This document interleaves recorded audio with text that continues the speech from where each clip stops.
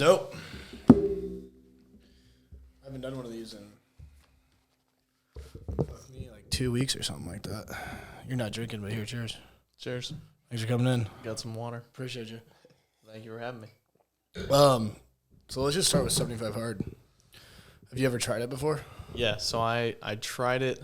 So this is your second attempt, third attempt? This might be my third attempt. The first time I got, I want to say, I got 9 days through, and then I went out of town for the weekend, and then kind of just, I drank that weekend, and then I kind of screwed myself over. So, What was the other time?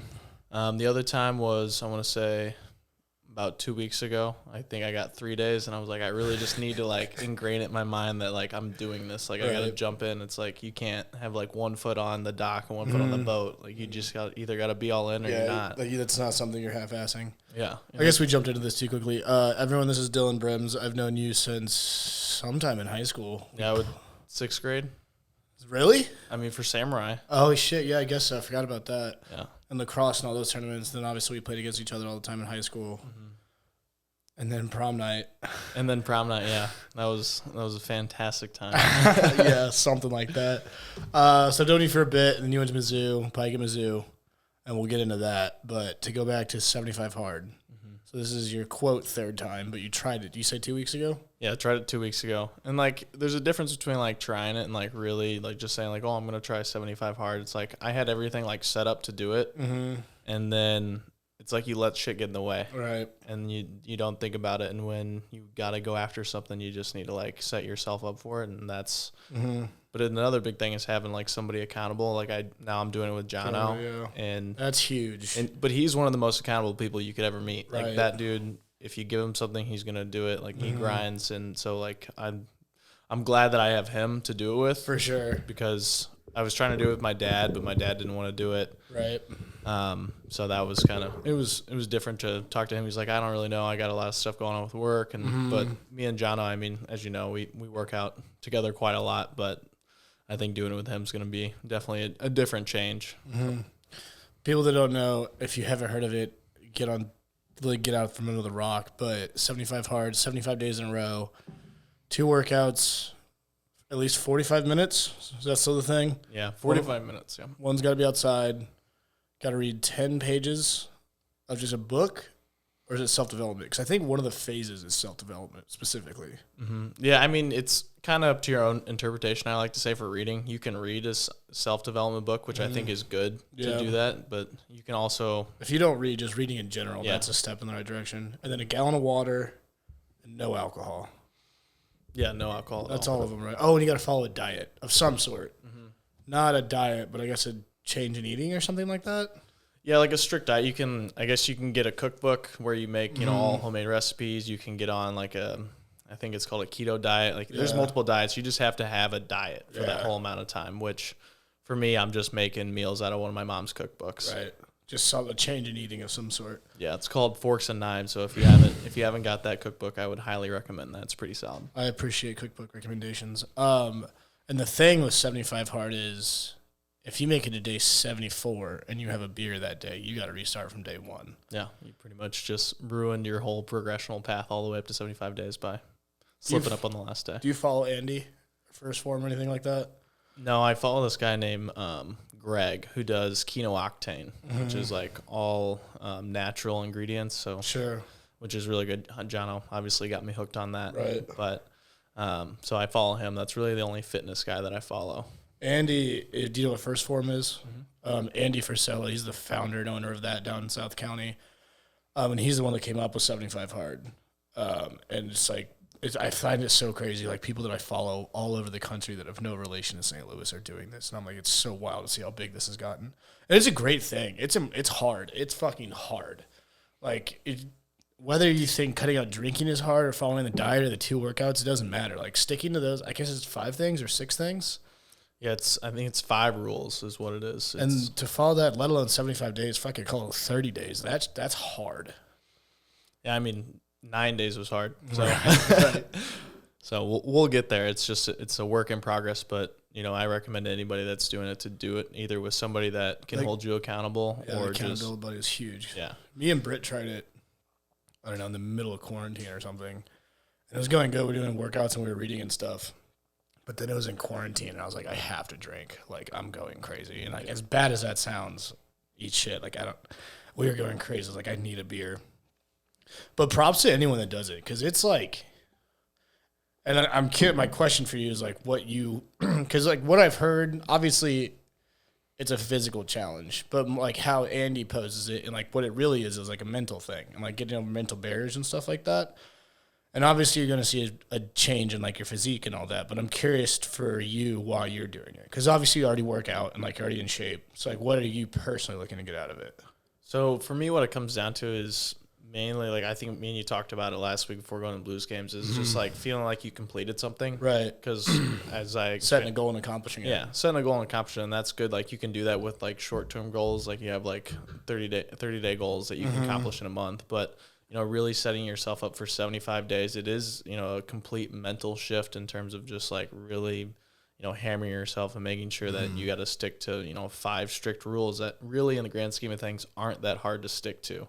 Right. It's just a matter of doing it. Right. Having that inner, you know, motivation. And that's, you know, sometimes I struggle with inner motivation of, you know, getting out and, you know, doing something super simple, but knowing that the end goal of like achieving that is like something that I want, or it's going to push me to the next thing. So, you know, to complete this is just, you know, having a stronger mentality and really feeling like I completed something that, you know, takes a lot of dedication to do. It does. I mean, I haven't done it, but I can only imagine the sense of accomplishment that people have afterwards.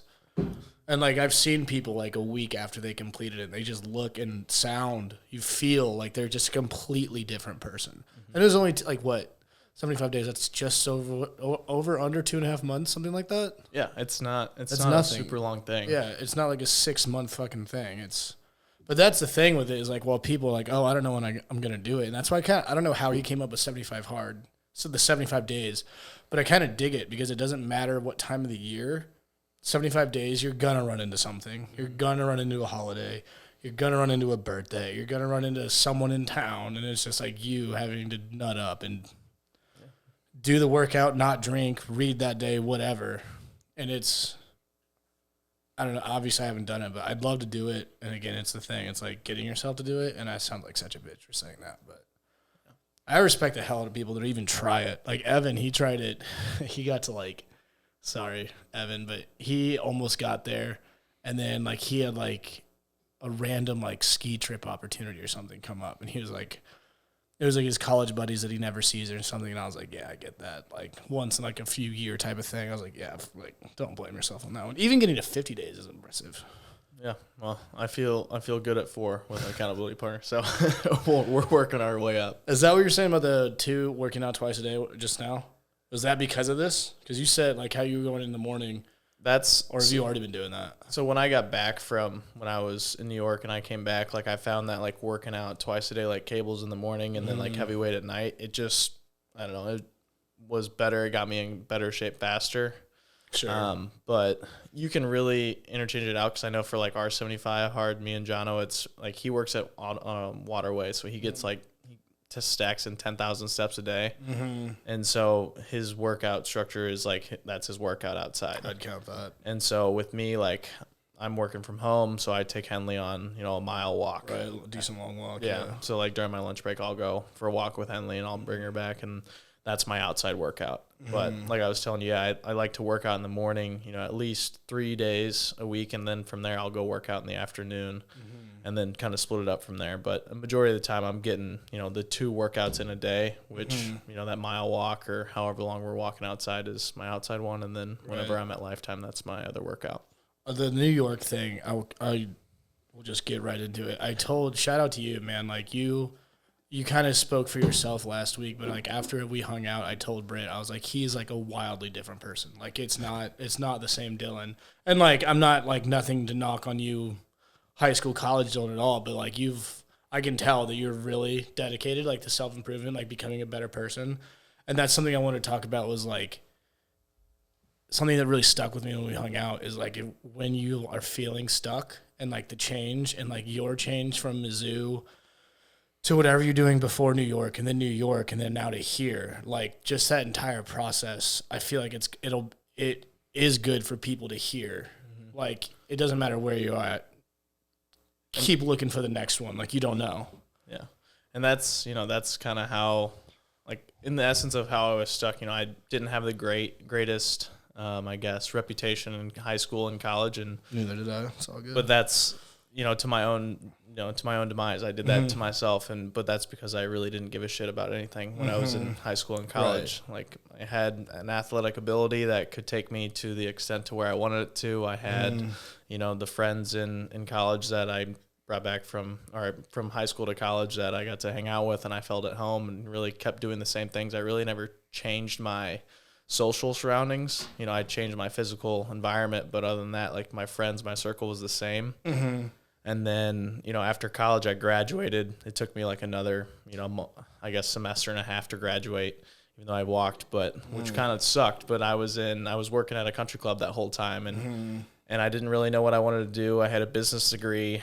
And felt lost. Yeah, felt lost. And so but I loved it, right? I got paid to play golf at the time. It was, you're on top of the world. Yeah, for 5 years. And that's, I wanted to, be a golf pro, like an actual one, not like an assistant pro. But that was the course that, I ended up taking for a little bit. And I was like, okay, if I'm going to pursue this, I better go after it. But, I never really I didn't really make any dent. I went and did the PAT, which you have to do to qualify to be an actual assistant pro. And then from assistant pro, it's actual pro.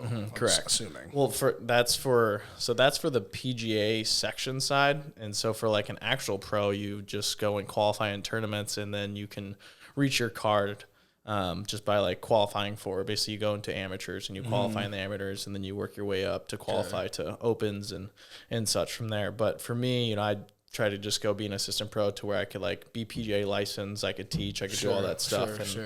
And I missed the PAT the first time by 3 shots. Sorry. Go ahead. So the PAT, basically what it comprises of is 2 18-hole rounds where you have to shoot a combined score, basically 78 on both those rounds. Jesus, dude. So like I think that's 156 total. And I missed it by 5 strokes the first time, 3 strokes the second time, and then 3 strokes again the third time. Man. And just on stupid shit, but that's golf, right? Yeah. And 3 strokes, that's it. That's all it takes. Yeah, and that's all it takes. And you don't get like that's okay, you're only 3 strokes away. You either get it or you don't. Good God. But that's the thing that I do love about golf, because you either do it or you don't. There's not like, I lipped out a birdie and that's a birdie. It's not. You got a par. And so, I wasn't getting what I wanted to do in golf, and so I was trying to figure out where I was going to go from there. So it's after college, I'm working at the country club for another year, and then COVID hits, and that sucked. That was just terrible. Working through COVID, that was like one of the only careers that you could work through COVID where you could actually was still golfing. Yeah, where everybody would come out and play golf, because that was like the only recreation that was far enough apart for people to actually do something. But from there, I worked for a really shitty boss for a little bit, and it wasn't shitty. It was just a shitty situation. Like, I was friends with him when I was first started working there because he was my manager, and then that relationship was turned more into a friendship rather than like he's my boss. I gotta be his. This was at the course at the country club, yeah. Okay. And it just kind of progressively got worse and worse with people. People would leave the country club. They like people that worked there. They would kind of just quit just because it wasn't it wasn't what they wanted. Right. And, I just finally made the decision, I might as well go use my degree to my advantage in some way, shape, or form. You got it. You might as well use it. Yeah. And from there, I applied to a marketing position with Gateway Specialized Marketing. Had no idea what they did. I saw that they had a cool website. Saw that they did marketing. I was like, well, that's my major. I want to go do marketing. And I get there, and my interview was my first round interview. It's in this small little building over by, where Worldwide Technology is, just basically on the other side of the industrial park. Yeah, over in that industrial park. So I went over there, interviewed with the boss, Chad. Yeah, and it was like 20 minutes long. He like sold me on what they did, told me everything about that we work with Vivint Home Security, we work with Sam's Club, we work with AT&T, we work with all these really big vendors, and we market for them. I'm like, cool, this sounds like right up my alley. Like, this is, I can talk to people, I can market, whatever the products it is, you just got to teach me.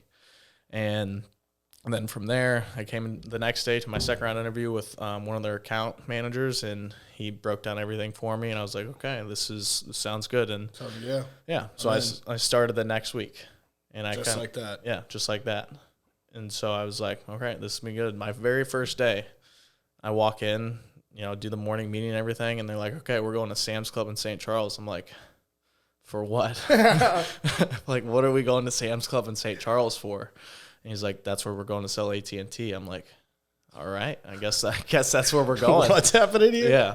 And, it was kind of like a shock at first because I walk into Sam's Club and I see the booth and it's kind of run down, kind of beat up, and we're using expo markers to quote people on the top of the kiosk. I'm like, what in the hell did I just sign up for? Oh, man. But because they probably sold you on the good shit, not the real day-to-day, here's what you're going to be doing stuff. They were probably really good salespeople.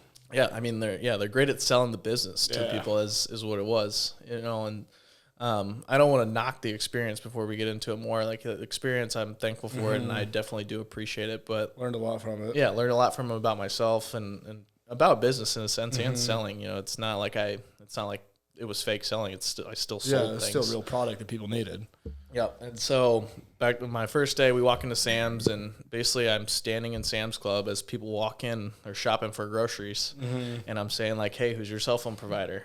And they tell me, or they'd stop, or they'd say "fuck off," or they'd say like "AT&T sucks," and that's literally what Eat shit, kid. Yeah, that was what my days were like from October of last year all the way up until July of last year. October 2 years ago. October of 2020 to June of 21. Yeah, to June of 21. You were doing that long? Yeah. And then you did well, right? So, yeah, it did. So, basically what the premise was for the company, right, is you come in as just like an associate, I guess you'd call it. And then from there, once you sell enough stuff or show them that you know enough products, then you can start, having the option to interview people to put on your team.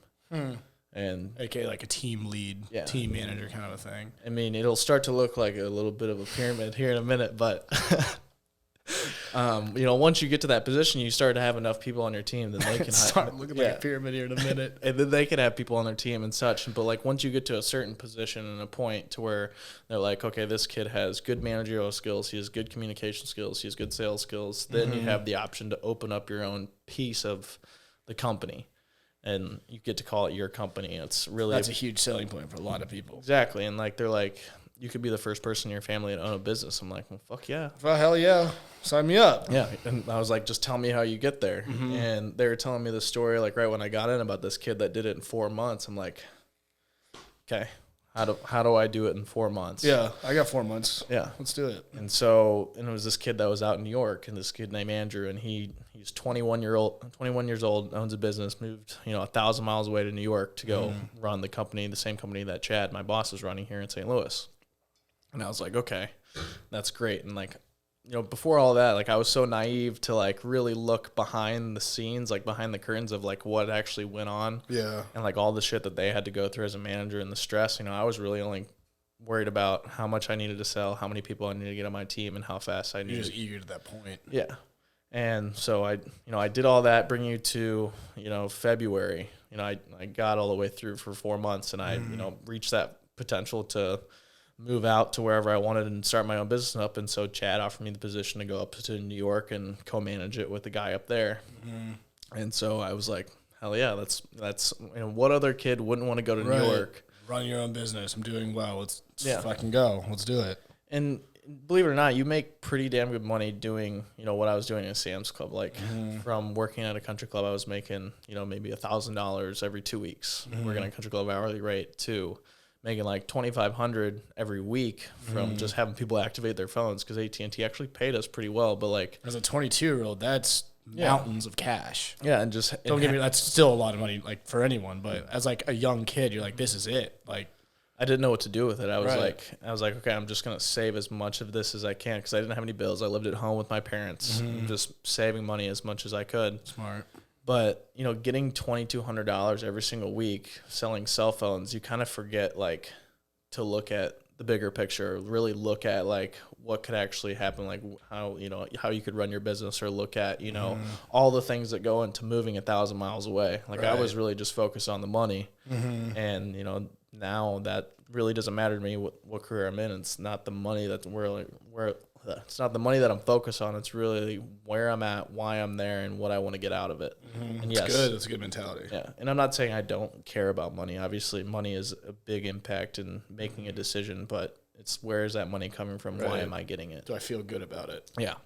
And I don't feel good about selling phones to people because just the amount of, horror stories I heard from people in Sam's Club of like why they hate AT&T or how it screwed them over. It just I just kind of turned my head the other way to it because I know that like I wasn't screwing anybody over. Like I conducted my business really well. That's why I was able to move up. But yeah, it was shitty hearing some stories. I could imagine. Yeah. But bring you to New York, I get out there and I'm so excited. I just get a new apartment, and then this was July of last year? No, this was so I moved out there February 15th of last year. Okay. And then I came back in July. Oh, okay. Sorry. Okay. Yep. And so in February I moved out there. I just got a brand new apartment, and it's not freaking cheap in New York, but my boss made it seem like he could take care of it all, had the funds, and he basically paid my first month rent and then left me to go work basically in the Sam's Clubs and then BJ's Wholesale, which is out in New York. So that's the same thing as Sam's. Right, just a regional one. Yeah. But instead of having a kiosk in those stores, you actually have a tablecloth with AT&T and a banner, and you have 0 phones. So I was literally selling people like a fictional dream of a phone plan with no phones at all when I wasn't in a Sam's Club. You know how many Sam's Clubs there were in Long Island? No. 1. Out in the middle of freaking nowhere. And the service just was very lackluster. And I came to figure that out like halfway through of being up there, that the service actually sucked for AT&T, and like I could sell to 50 people, or I could sell to 100 people, and 50 of the people wouldn't work, and the other 50 would kind of work, and so like I'd have to like hope that they would hold on to that plan. But just a shady way to get you to go out there being the best salesperson. Yeah. Huh.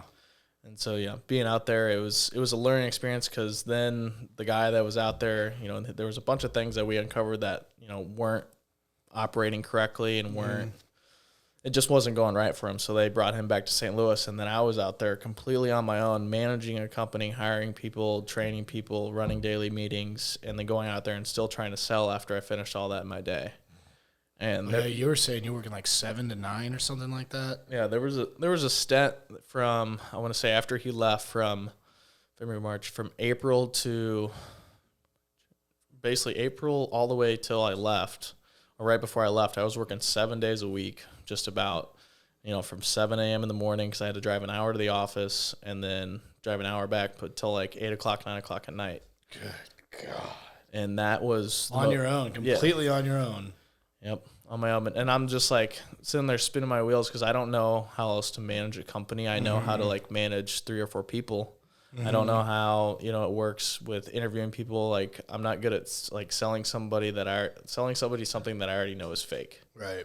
Like how I got sold the business. I was never good at doing that. My boss was like, you got to really sell them the business and the dream. I'm like, I'm gone through all this shit. I don't believe this dream that you guys sold me, many months ago. And so like going through that, I was just like, this isn't for me. And I told him, I was like, I'm either coming home or I'm quitting and, selling everything. So they helped me kind of get home. They really didn't help me with anything. They just helped me pay the last month's rent on the office.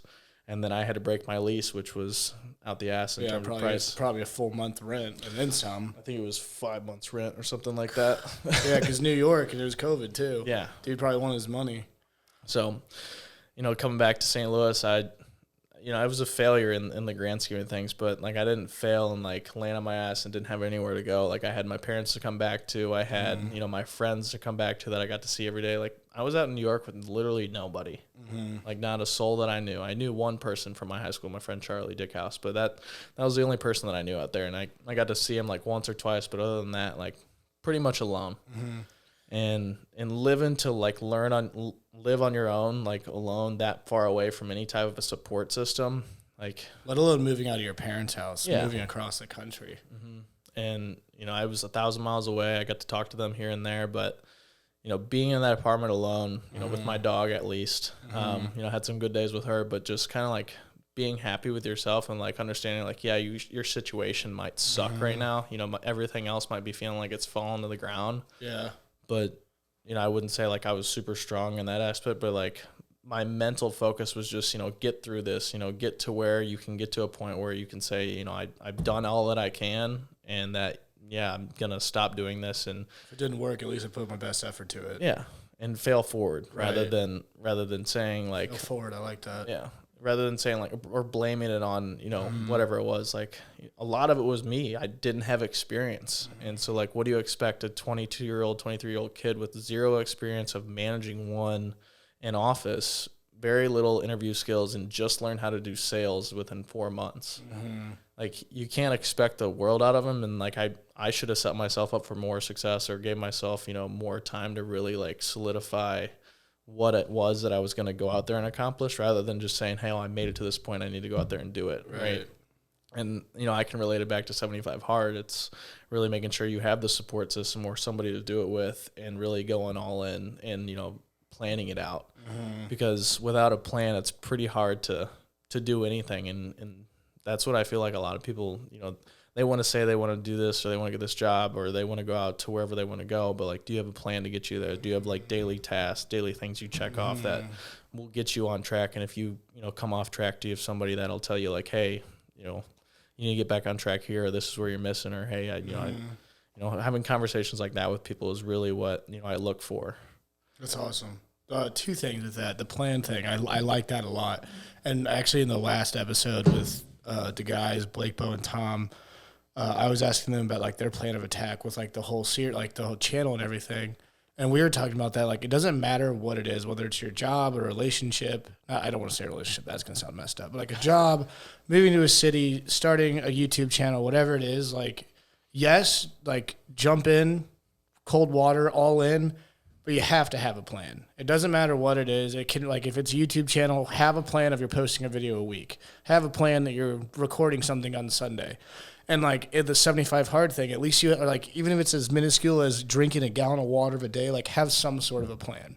Because if you don't have, like, a plan, you're just going to be wandering endlessly, and no matter what it is. And, like, I wholeheartedly agree with that. And, like, it doesn't matter if it's you want to make $1 million or you're going to go to Mexico next year. Like, whatever it is, have a plan of how you're going to at least try to get there. And if it doesn't work, then you learn those steps throughout the entire way. And the other thing was, I have a question for you, and like last week when we spoke about it, this experience sounded a shit ton like Cutco.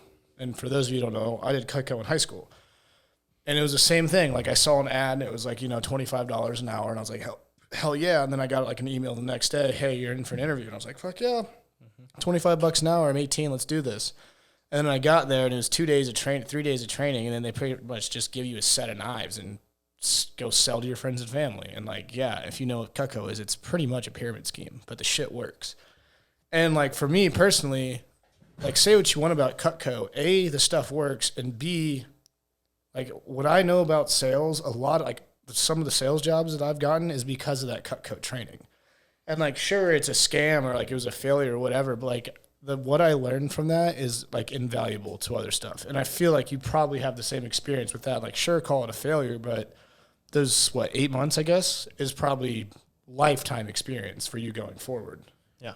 It is. And it's not only just like life experience, it's sales. I mean, like, right. I stood in a country club where I knew everybody. I didn't really have to sell anything, right? And then coming from that to talking to people buying groceries to like such a funny concept. It is. Like, think of walking into a place that you buy groceries at wholesale price and being sold a cell phone plan, or being told like your carrier is charging you too much, you should switch over to AT&T, let me order you 4 new phones right here in this store and they'll mail them to you. I'll be your personal personal like rep for this whole time. You can always reach out to me. Like, being told that, like, the premise of it is crazy, but it works because I went through it. It worked. Like, I enjoy talking to people, and you know that it's never been something hard for me, but it is a funny premise. But the backstory is just like, you get a ton of sales experience from it. You get a ton of interaction experience, and you meet people. You're able to market yourself, because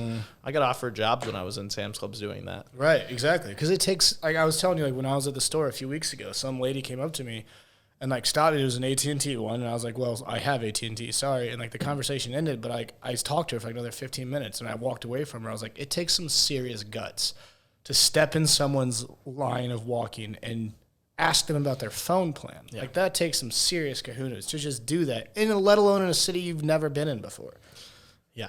New York people aren't, they're not the nicest, but they're really not as mean as everybody makes them out to be. And Long Island is I would say it's a different breed of New Yorkers for sure. Really? Yeah. A completely different breed. Like where I lived, it was honestly a lot like Wildwood. It was pretty rural. I mean, like it didn't seem like an island when I was on it. I mean, that island's freaking huge. I've never been. I'd like to go. From one tip to the other tip is like, I think it's 4-hour drive pretty much. Are you serious? Yeah. Holy hell. I mean, with traffic, I would say it's around 4 hours. Right, still. There's always traffic. But yeah, and I mean, driving on the LIE, the Long Island Expressway, that's what I would be driving on every single day. How long is Long Island? Holy shit, it's 120 miles. It's from here to Mizzou. Wow. But to get there, yeah, the traffic really, 4 hours, really yeah, makes it. easily. Because at the bottom is Brooklyn and Yeah. Queens and all the boroughs. And so when you get to the bottom, you're not driving anywhere fast by any means. Like it would take me 2 hours to get to the city. Yeah. Before, like I would get halfway through, like basically I lived out, if you pull up the map, I lived out in Ronkonkoma. Spell that for me. Ronkoin. Ronkonkoma. Like, I don't know anything about New York, let alone Long Island.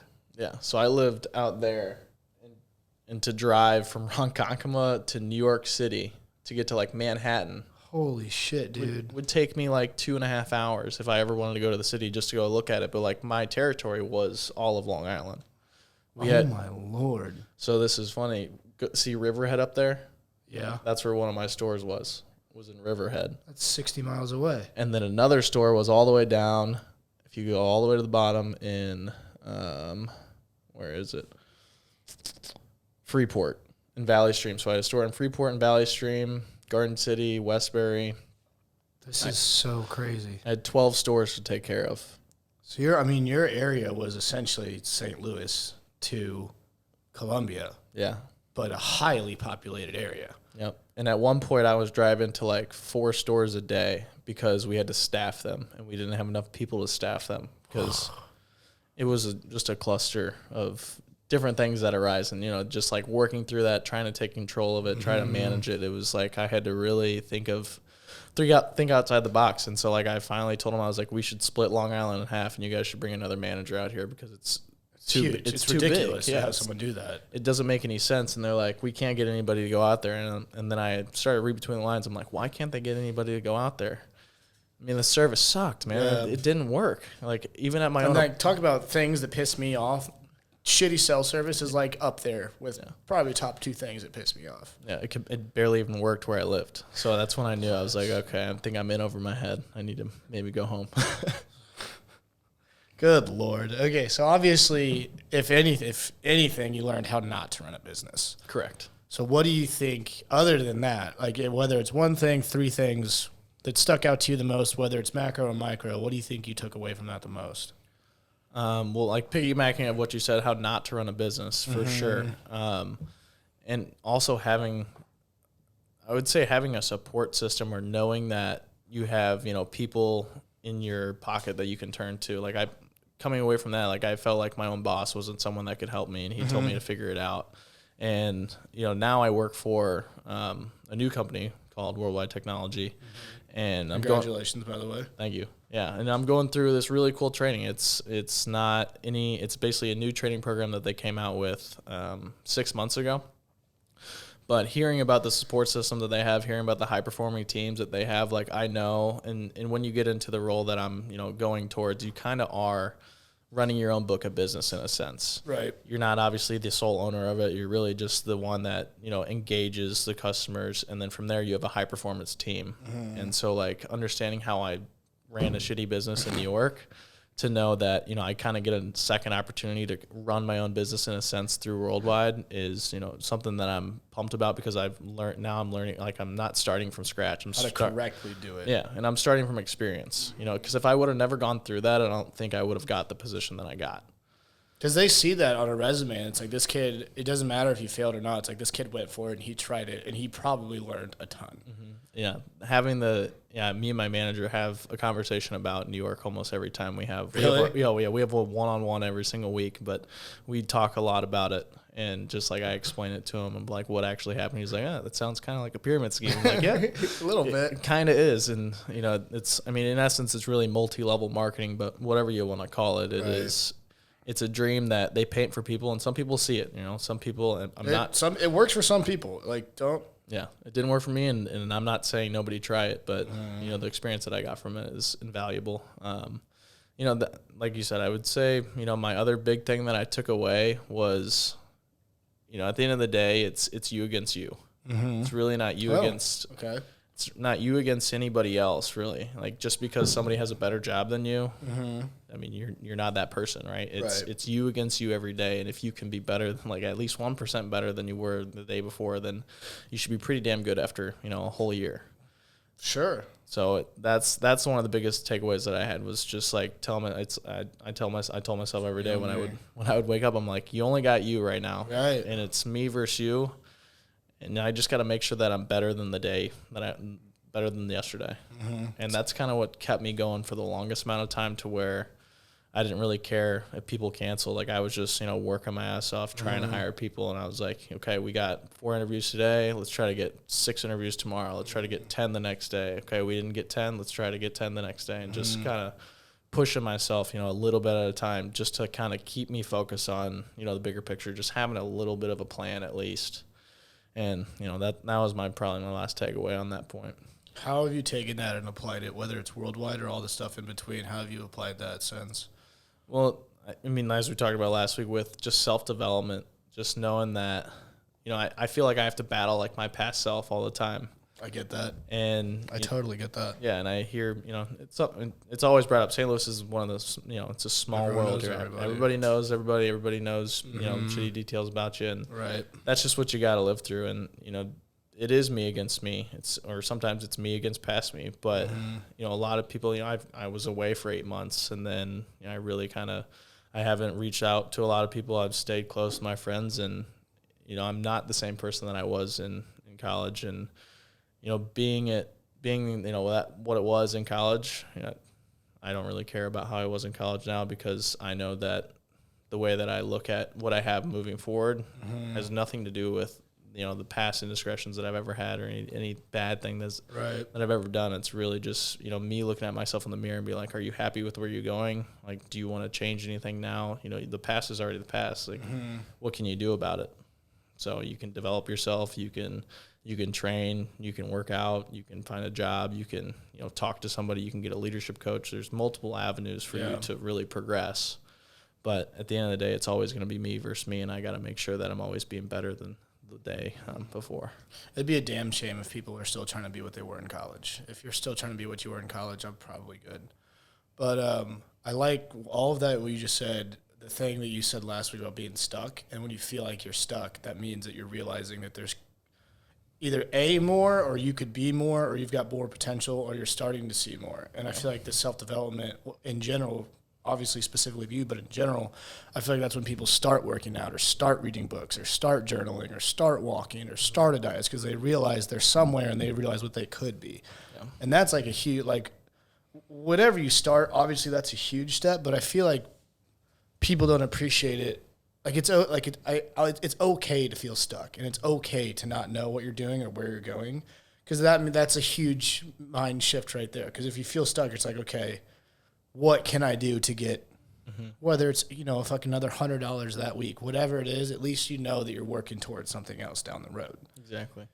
And like being stuck, like we were talking about last week, is when I came back from New York, I didn't know what I wanted to do, and that's really where I felt like I had no place. Like, I was stuck. Like, I came to living on my own in New York to going back and living with my parents. And I'm like, this is, unreal. Like, this is not really what I want to do.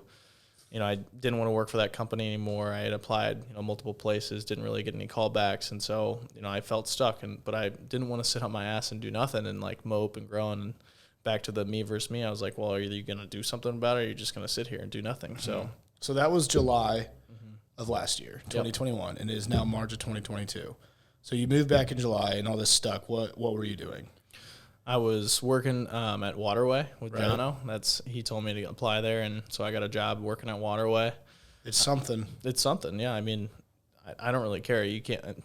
No one's, you can never knock a job. It means it's someone's trying to work for something. Exactly. And so, I was working, getting tips during the day, and then I started painting with Sam, Charlton, which painting is awesome. Like, it was pretty therapeutic for me. Like, I knew when the job was done because we were done painting, or it was dark out and we didn't finish that day. But with Sam, I was working week to week on when I was getting paid, and then I basically turned all my work over to Sam, and I only worked a day or two a week at the car wash because it started to get cold out, and it wasn't that busy at the car wash. But I was, I worked that for 4 months, so I had the time to where I could apply for jobs and have the flexibility to do interviews. And one of the companies I interviewed with was this engineering sales company. Max LeBlanc actually works for him. Mm-hmm.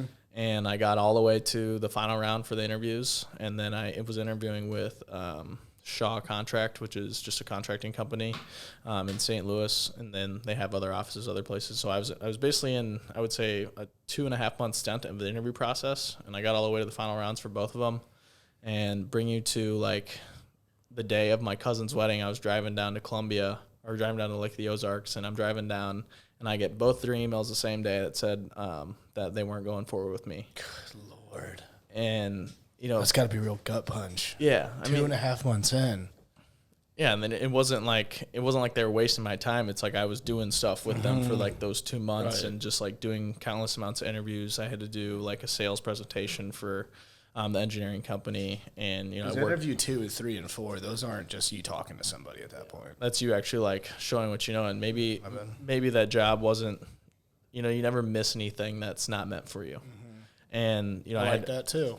I had to really tell myself that, because I was I'm going to get this job. I'm going to be working with one of my friends. He's going to show me cool things about this company, and I kind of just got that vision in my head, and then it didn't happen, and I was like, God damn. Mm-hmm. And then I started interviewing with my dad's company. So he sells surgical equipment, and I was interviewing with them, and I felt like that interview that I had with his VP really opened my eyes, because he was telling me about his job experience of interviewing, and he was like, there's this one job, it was the best job that I never got. Huh. And when he told me that, I just immediately thought about the engineering company. I'm like, that might have been the best job that I never got. Huh. And I'm sitting there listening to him, doing this rigorous interview process, because I was kind of scared. I don't want to make a bad impression on my dad's company that he's been working at for 18 years. He runs the Midwest region for sales for surgical equipment, and going through that, and that really opened my eyes. It was okay, so maybe that job wasn't it. So let's go find something else. Mm-hmm. And I still felt stuck, but I was progressing, I was getting somewhere, right? Right. Just because steps are being taken. Yeah. Just because I didn't get those jobs doesn't mean that I should quit. Right. Should quit trying. And so, I reached out to one of my friends that works for Worldwide, and he, set me up with, I guess the recruiter that's in the area. And I called her, and she said, all right, let's get you in for an interview. And that was around, I want to say December. Yeah, it was December 19th or something like that. And I'm interviewing with them. I did my first round with... Almost 4 months ago, exactly. Yeah. So I did an interview with basically the manager that I have now, and then the regional director who's going to be my boss once I get out of this training program. And it was a crazy interview. But I actually cried during that interview. Not bawled my eyes out, but I cried because they were asking me, why do I see myself, going after this position? And it was because that, I wanted to find a career path, and I'm sitting in my dad's office while I'm doing this interview. Yeah. And so I'm looking around at all of his plaques around his office of quota buster, hitting his quota, regional manager, making sure he had the best team in the Midwest, and just seeing those, I knew that I wanted to have a career like that I wanted to maybe not do the same exact things that he was doing, but have the accomplishments of freaking hard ass work. Right. Of, coming in every single day. 'Cause, my dad, he's been doing it for, 36 years. He's done 18 year stint with one company and 18-year stint with another company, basically doing the same thing. But I sat there, and they asked me, why do you want this position? I go, because I want the opportunity to provide for my family the same way that my dad has provided everything for me. Hell yeah. And all the things that, obviously my mom has ingrained in me too, but my dad has been, one of my biggest advocates of always, go the extra mile. And I don't think I ever took that to heart until I was, kind of just working 2 side jobs and just going the extra mile, putting in applications, really prepping myself for interviews and doing that. And the reason being that I cried was just because I want to make my parents proud at least. Right. And I want to feel like I belong somewhere rather than I'm working a job. Yeah. Oh, that's good. And bring you to you wanted a career, not a job. Yeah, I wanted a career. And the experience that I had so far, I felt like, I could find a career that was either meant for me or could set me up for the next one. It could be a stepping stone or something. Right. And after my interview with them, they were like, we want you to write, basically it was an intent letter of if you intended to go on in the process or if you intended not to go on. And I wrote them that letter, and then I sent them the next day, and they're like, okay, we're going to have you interview with our vice president here in St. Louis for I don't want to say the wrong thing, but I'm blanking on what her position is. She's a VP of something. I won't say her name. But so I interviewed with her. Basically, the next day, it was like 3 days before Christmas. And it was 3 days before Christmas and 8 days before I was supposed to go to Colorado with Sam and Ethan for a ski trip. And so I wake up, feel like absolute shit that day. I'm like, what is wrong with me? And then I basically drank like 3 cups of coffee, try to wake up, and I go and sit back down in the office in my dad's office, and she ended up showing up 5 minutes late, and I was like kind of freaking out. Yeah. And then she hopped on. The longest 5 minutes of your life. Yeah, and I was sweating. I was definitely sweating. I might have had way too much coffee, but she interviewed me, and it was like, I think she asked me maybe 10 questions, rapid fire, I answered them all, and she's like, do you have any questions for me? And I asked her like a few of the ones that I had asked from my previous interview just to kind of get some more nuts and bolts of the company and see what she had to say. And then that was it. And she was like, okay, well, you have a good rest of your day. We'll be in touch if we're going to move forward. And my stomach, I kid you not, was in a knot that whole day. Because then from there, I basically got done with my interview, and then I had to drive down to St. Louis to go paint an apartment complex with Sam. Yeah. And I drive down, and I'm just like getting sicker and sicker on my drive down. I get there, and Sam's like, you look freaking horrible. I'm like, okay, maybe I'll go home. Jeez. And so I go home, and I schedule a COVID test just to see if I had COVID, just to kind of check. And my parents were freaking out because they're kind of nuts, and I don't want to get them sick. They're not super young, but they're not super old. But like everyone's parents was a little weary with that. Yeah, they're pretty healthy though. But besides the fact, so I go home and I have my COVID test scheduled for 5. So I'm sitting in my room, and if you've ever heard of a vision board, which I'm sure you had, I just like going to work. I just started making one just for fun, just because I was like, I'm in my room sick as shit. I might as well do something. I'm kind of bored. So, and I couldn't fall asleep because I'm just thinking about if they're going to call me or not. And I'm making this vision board. I kid you not, no more than 5 minutes after I go down to the basement, print it off, bring it back upstairs, put it on my wall. I get a call from, it says Worldwide Technology. And it's my manager, David. And then they offered me the position. And I was like freaking out. I was like, this is amazing. I'm so pumped. I'm supposed to start in, I think it was December like 24th at that point. I'm supposed to start January 10th with the position. And I'm freaking out. I'm like, this is amazing. Like, this is exactly what I want to do. Like, thank God I actually like got it. Like, I got a job. I didn't believe it at first. And then, so that's at like 4:30. I have to drive to the COVID testing place at 5, and I drive over there. So I'm at this much of a high from just getting, the position that I really want. Yeah. And I get to the COVID testing place, and they come back. They're like, I don't think you have it. And they come back, and they're like, you have COVID. And I just immediately dropped. Oh, no. And I'm like, oh, shit. And so then I had to call my advisor, and I was like, okay, so I have COVID. The protocol is this. I know I'm supposed to get my shot prior to, starting, but I can't get my shot because I have COVID. You're not supposed to get a shot until you're symptom-free. So then from that point on, I had to like wait a couple days, and then I beat COVID in 5 days because it was like the Omicron variant, which wasn't that intense. But the funny thing was Sam had it and Ethan had it, and then we all went out to Colorado, all 3 of us, and we quarantined the car, and then we tested all their negative. But that was like my one day of like the highest of the high, and then just a major shot to the balls, just like, you got to be kidding me. After all this. Yeah, but bringing you back to like where we started of just being stuck, like it's a matter of just not quitting, just because you don't get something right away. there's a big difference between instant gratification and delayed gratification. For sure. You were saying that last week, delayed gratification. And just like, I knew I was going to get something, but I didn't know when. But I just like, I kept telling myself, I'm like, you're going to get the job that you want, or you're going to get the opportunity to either interview in front of, somebody that's important, or, meet somebody. And I just kept telling myself that and just kept believing it. And that's what got me to that position. If I never had those interviews with the engineering or Shaw contract or my dad's company, I don't think I ever would have been prepared for the interview that I had with Worldwide Technology. And, those are the steps to the, progressional path, whatever you want to call it, to, getting to where you want to be. You got to go through those things to get to that point, because then you can turn around and appreciate why you went through them. God, that's so wild, man. I'm sweating just thinking about it. Fuck.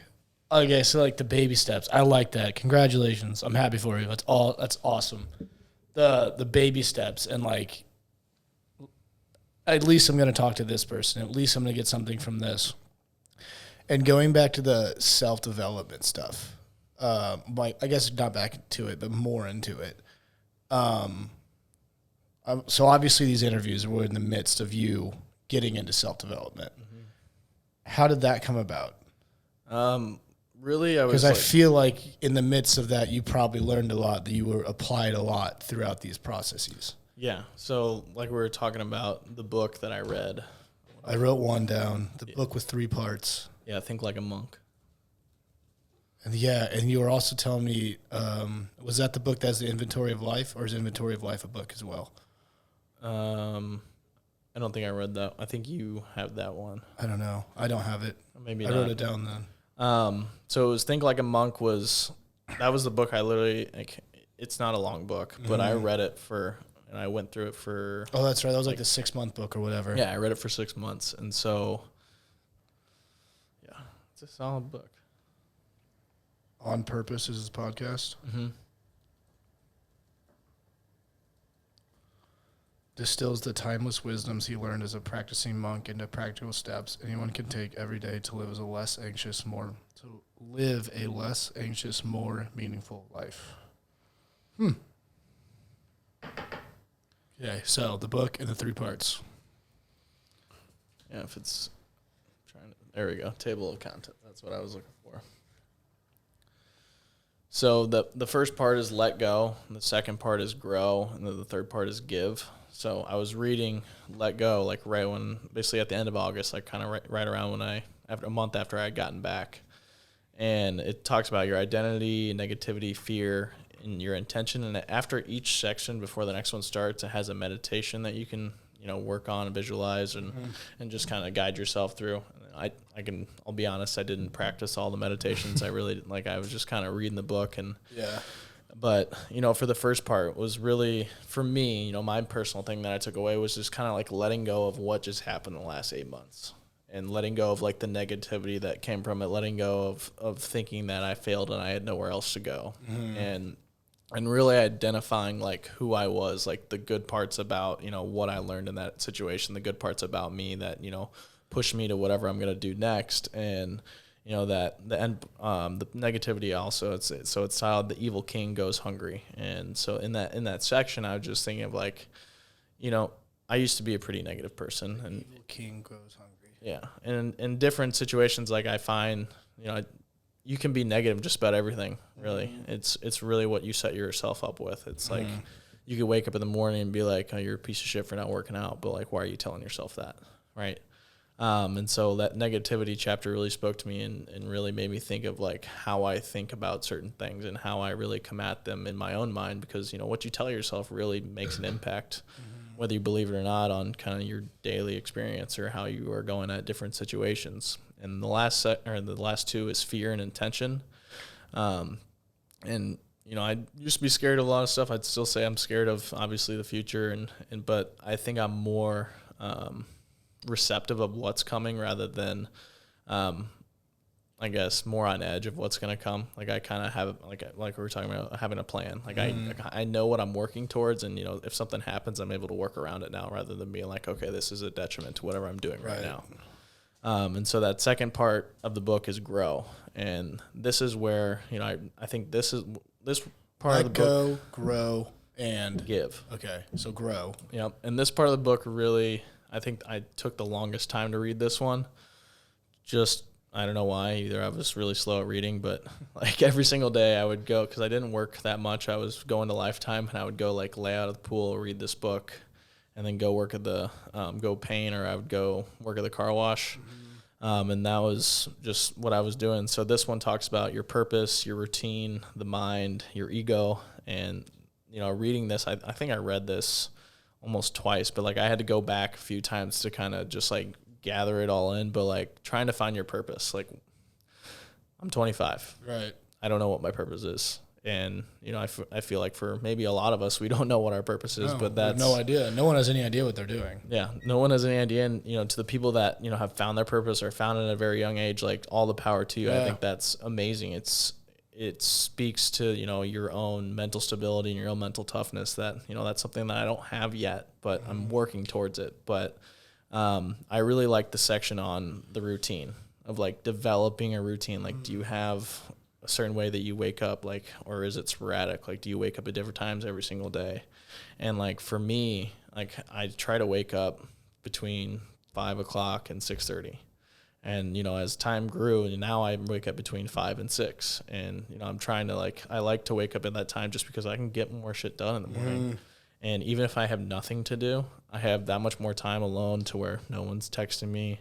Nobody's calling me. I don't have to do any work. I don't have to I'm not needed anywhere. I'm in my own moment. I'm in my own, in my own state to where I can just pay attention to myself. That's the first thing in the morning that I get to do.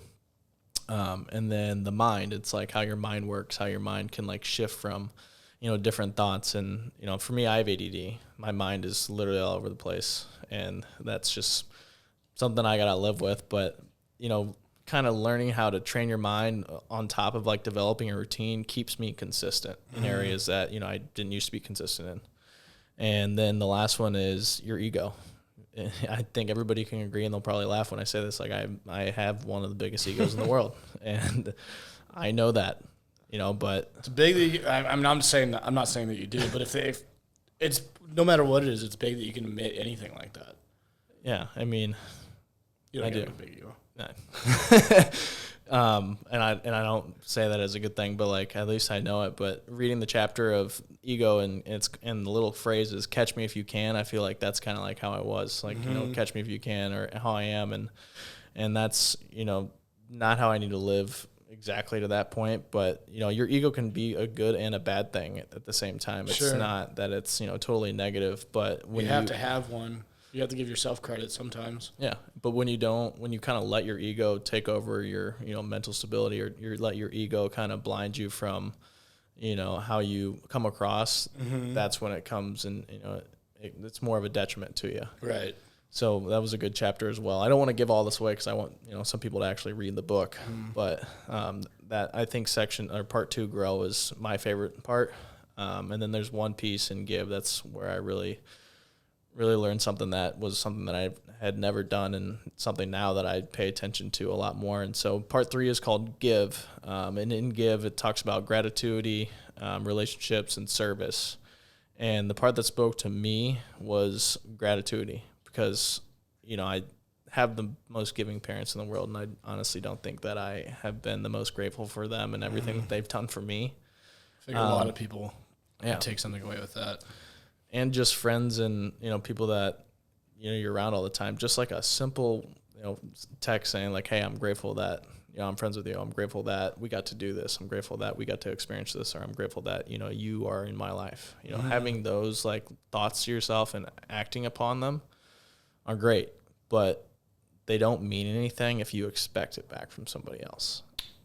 Yes, absolutely. And that's what we talked about last week, is where I finally figured out that when you give service, it's not because you're giving service to receive the same thing back, because that's just not how it works. It's an egotistical way of thinking about service.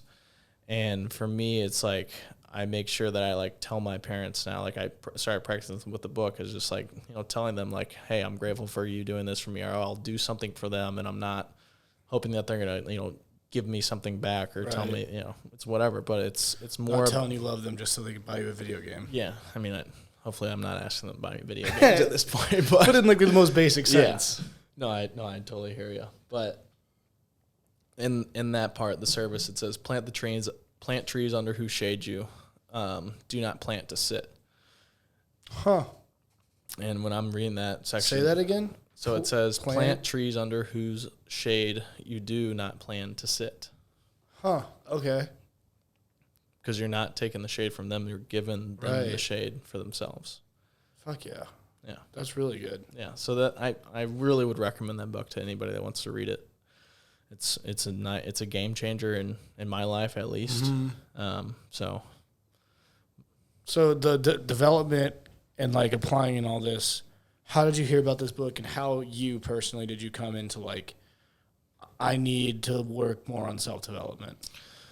Honestly, my dad was reading this book, and he only read a little bit of it, and I asked him about it, and he said that like he couldn't really apply it, and that he reads a ton of books, so it just was a book that he read for a bit and set down. But like for me, it wasn't like I had the mindset of like I need to develop myself, I need to change who I am. It was more or less like I want to read something that maybe will open my mind up to how I act or how somebody else acts that has, a life that they feel is worth living, and just kind of I just kind of wanted to open up like Jay Shetty's mind and hear what he had to say, because your way of thinking kind of a thing. Yeah, because like he is a very smart guy. He was actually supposed to do something with basically he grew up in England, and his English author, former Hindu monk, and life coach of Indian descent. As the host of the podcast, his guests have included Alicia Keys, Khloe Kardashian, and Kobe Bryant, resulting in 64 million downloads.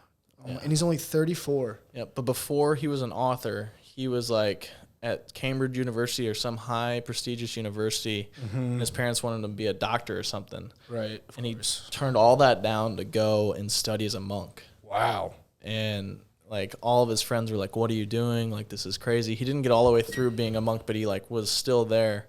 And one of the stories that he's mentioned on the podcast too was, if you as a monks, they took the same path to wherever they go in the monastery every single day. But one of the older teachers said, like, find something new that you can appreciate on the same path that you walk every day. Huh, that's really good. Yeah. And when he said that, I mean, it's just like it's so simple, right? But think of how many things that you pass that you don't appreciate or that you don't think are new, that you can just like, you can find a little bit of like, happiness in doing that.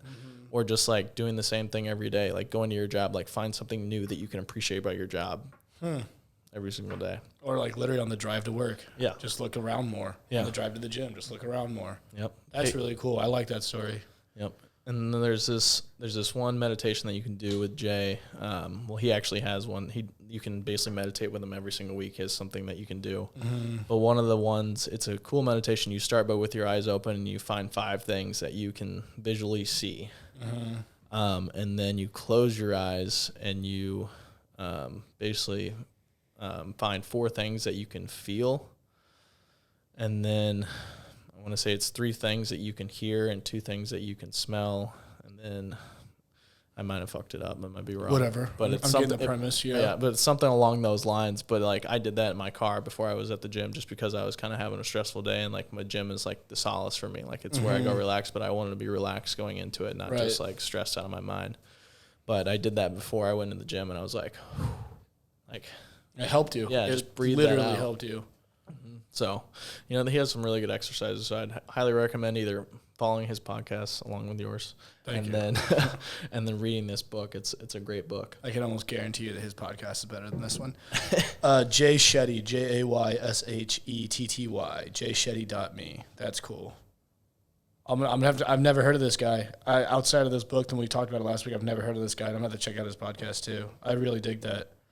And I dig this stuff. Like, obviously, there's meaning behind everything, but I like when it's like relatable stuff like that, and like everyday things that you can, whether it's practice or see or look back on, whatever it is. I dig that a lot. So in all of this, obviously, you've gone through a lot of change. What do you think is the hardest thing about going through change? What do you like, even if it's for other people or like you specifically, like what do you think the biggest hurdle is for people? Do you think it's the mental thing?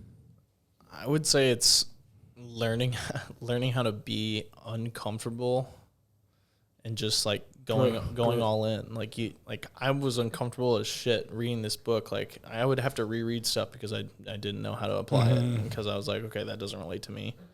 But that was kind of like me just looking at it, negatively, I guess you could say. But the biggest thing for change that, I would say for me is what I had to get over was understanding that you're not your past. You're not, what you went through, you are now. You're where you're at because you went through it, but you're not those things that grow from it, learn from it. And, it's like some people, they don't really mess up, and maybe they do, but some people, like we like to look at other people's lives as like, oh, they never went through anything, they have a really good life. And that's, it's not right. Right, yeah. And like the thing about St. Louis, how everybody knows everything, like people know everything that I've went through, or a majority of the things that I went through, and but it's not me. But the biggest thing is because like I had to accept basically taking responsibility for like anything that I did. You owned up to it. Yeah, and owning up to it, and getting to that point was probably my hardest thing, because like shit's not easy. No, it's fucking not.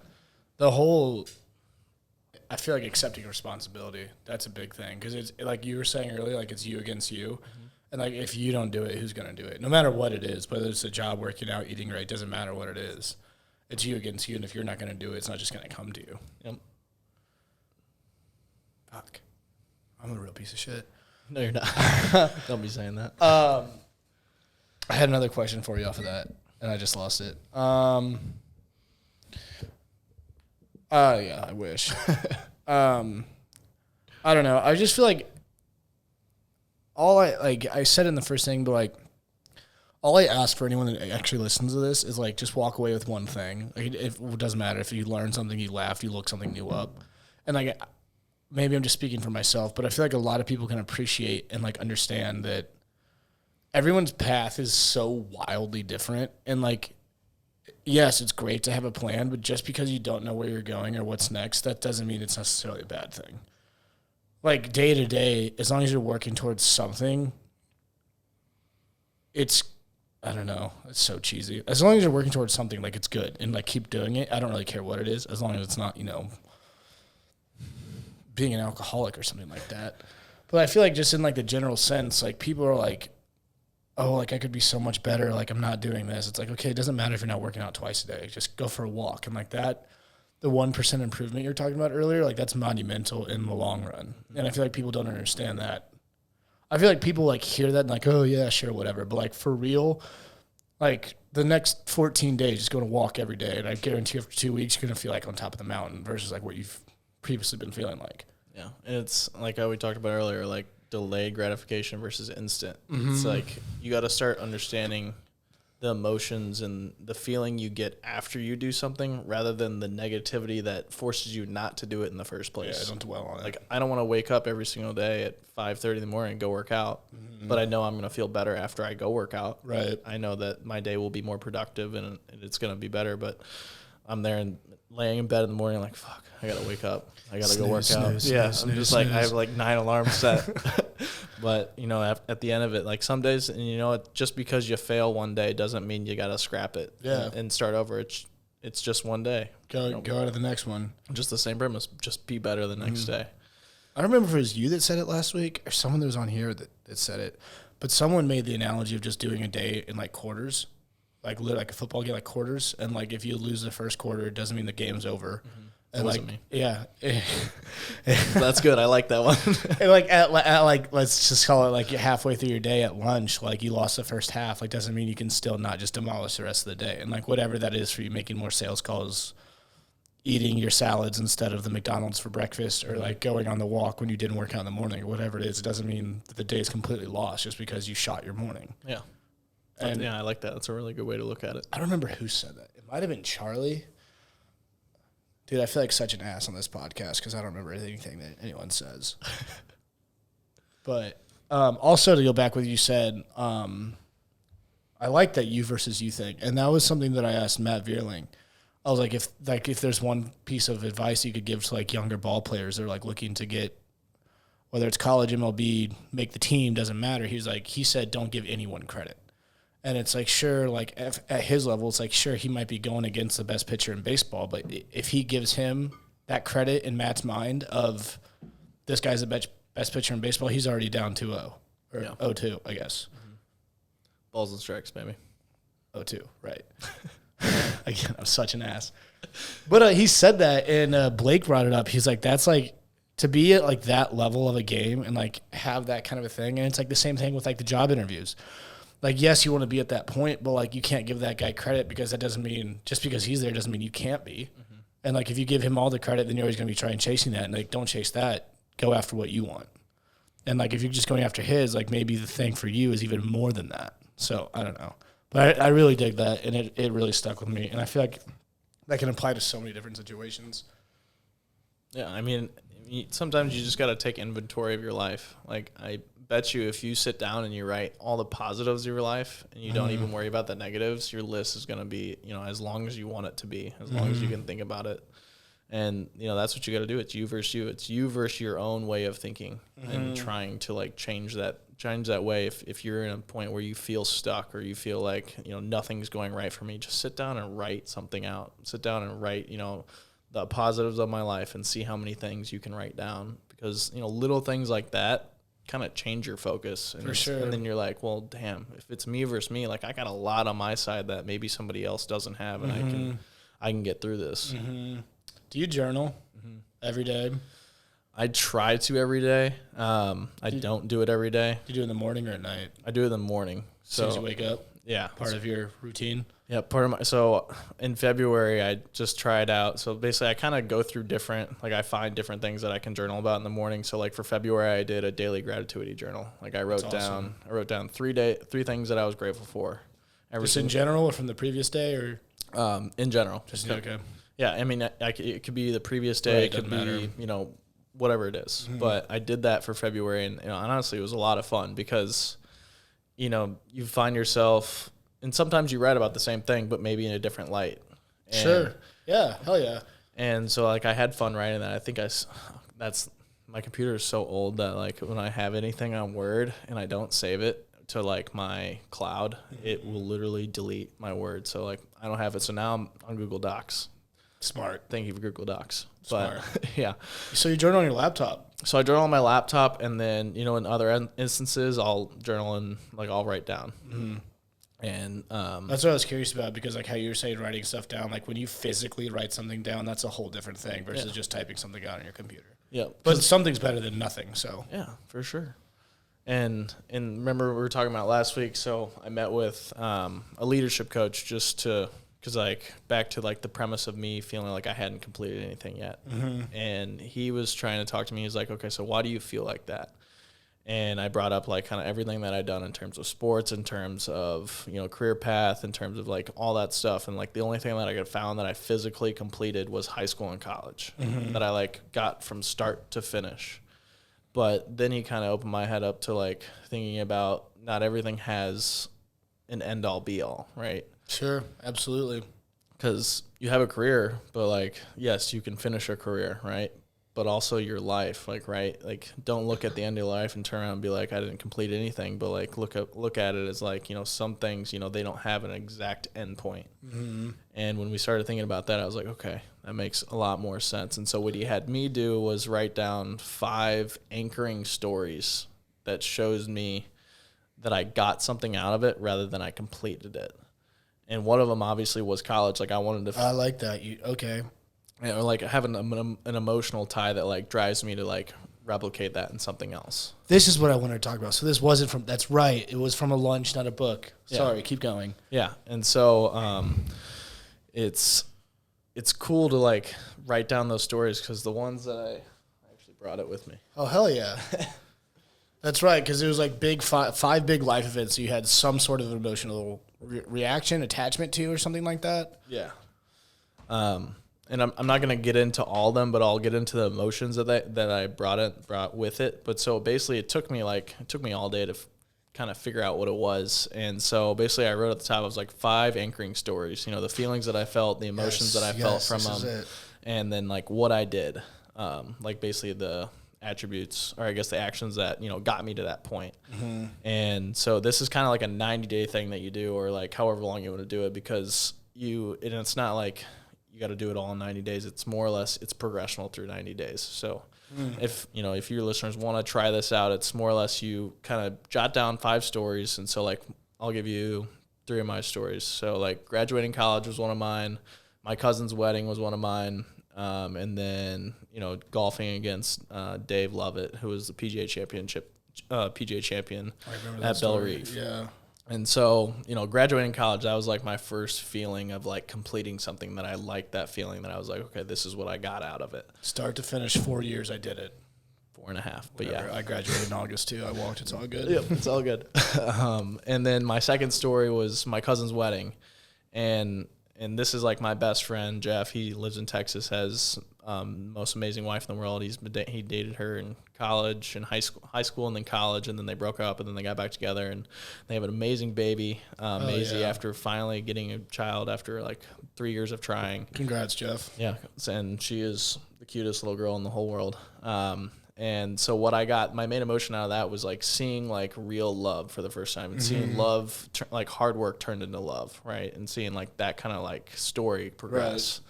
Right. And then my third story is golfing against this guy from Belle Reve, which, this is like the only thing I kind of like hang my hat on from golf, but I wasn't the best golfer in the world, but when I worked at Forest Hills Country Club, I like devoted my time to just, prepping for anything. And like, I wasn't even supposed to play against this guy. Marvin actually let me go out and play against him. And I took him 18 holes deep in a match in match play. And I was up 2 holes going into 15.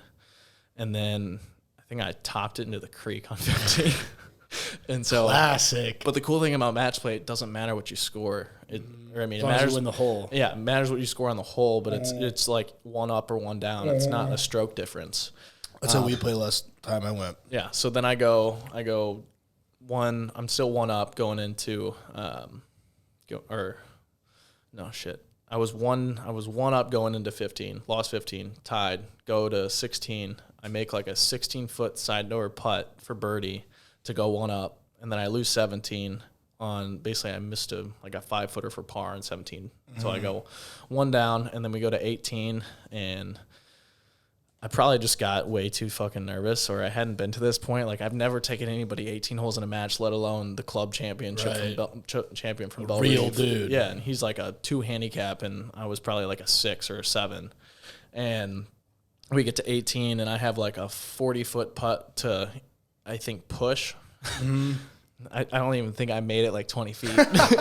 I was just like so nervous. I was like, you got to get this up the hill. And no. And that green at Forest Hills is should have brought your purse. Yeah, I know. I just like, I hit it so soft. I'm like, all right, cool. I just took my hat off halfway there. I'm like, cool, I lost. But he was like, the dude actually came up to my head pro and was like heated that they even let me play. He's like, how are you going to let an assistant pro come and play? I'm like, I haven't even got my PGA license. Like, I'm just a guy that works here. I'm not even that good. I missed my PAT 3 times. Like, I haven't even qualified for it yet. But what I felt out of that was just like confidence and just like a strong mentality. Because I don't think at any don't give anyone credit. Yeah, I don't think at any point I told myself that he was better than me. Like, I told myself the whole time I was like, I'm gonna beat this guy. And I think maybe at the last couple of holes I started to get a little weary, but like I felt like I fought my ass off through and through in that. And that's that feeling of confidence and mentality that even though I didn't get what I desired was beating him, I still had the confidence in that. I know that like the next time I play him, maybe I'll beat him for sure. But that was those 3 stories they really spoke to me, and that was like the main emotion that I took out of it. But how I got to those emotions from those stories, right? I had to, before that, I basically wrote down like my grounding and anchoring feelings. So like those feelings that I wrote down, like I'll list them off as like security, confidence, love, happiness, being excited, strength, mental or physical, joy, feeling a sense of being proud and at peace and clarity were like my overarching feelings that I kind of could pick and choose from in my stories. And then my actions were, being grateful, consistency, doing the right thing, being yourself, staying true to myself and staying in the moment, positive thinking, practicing and trying to practice good habits. And like, that's more related to golf, is like good habits in golf. And then Still applies everything. And then my last one, I think you guys will know that this relates to the graduation, but little steps equals the end goal. It's not, big leaps that'll get you there. Mm-hmm. But I had to like go through those to really find out like what emotion I really got out of that story. You said this is an all-day thing. Yeah. I mean, there's probably some like real mental thinking. It took me all day, and like I called Julius, my leadership coach, after, and I was like, "Listen, this was not easy. You didn't." He's like, "I didn't tell you it was gonna be easy." Never once. And it was funny because I sent him the picture, and he's like, "You actually did a lot more than I thought you would." I was like, shit, I didn't know what I was even doing.